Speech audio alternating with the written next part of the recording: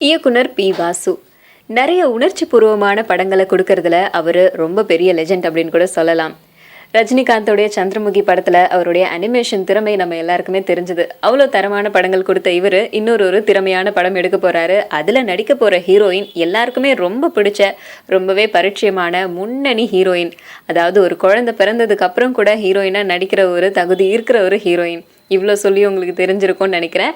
ஐஸ்வர்யா ராய வச்சு ஒரு படம் எடுக்க போறாரு. அந்த படத்துக்கு ஐஸ்வர்யா ராயும் 1000 காக்காவும் அப்படின்னு ஒரு தலைப்பு வச்சிருக்காரு. பேரு கேட்டா இது ஒரு காமெடி ஃபிலிமா இருக்குமோ அப்படின்னு நம்ம எல்லாரும் நினைப்போம். ஆனா இது ஒரு அனிமேஷன் படம். அனிமேட்ரானிக்ஸ் நிபுணர்கள் எல்லாருமே பிரான்ஸ்ல இருந்து வரவழைக்கப்பட்டு ரொம்ப பிரத்யேகமா இந்த படம் வந்து தயாரிக்க போறாங்க.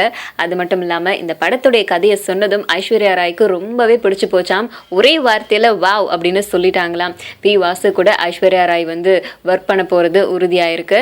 அது மட்டும் இல்லாம இந்த படத்துல நடிக்கிறதுக்காக முன்னணி கலைஞர்கள், இசையமைப்பாளர்கள் எல்லாருடைய தேர்வும் இப்ப நடந்துட்டு இருக்கு. கம்போடியா, வட இந்தியா இந்த மாதிரி ஏகப்பட்ட இடங்கள்ல ரொம்ப ஸ்பெஷலான இடங்கள்ல இதனுடைய படப்பிடிப்பு நடக்க போகுது. சோ கூடிய சீக்கிரம் இந்த படத்துடைய வேலைகள்லாம் ஆரம்பிச்சு நல்லபடியா முடியும் அப்படின்னு நம்பிக்கை சொல்லியிருக்காங்க. நாமளும் காத்திருந்து பார்க்கலாம்.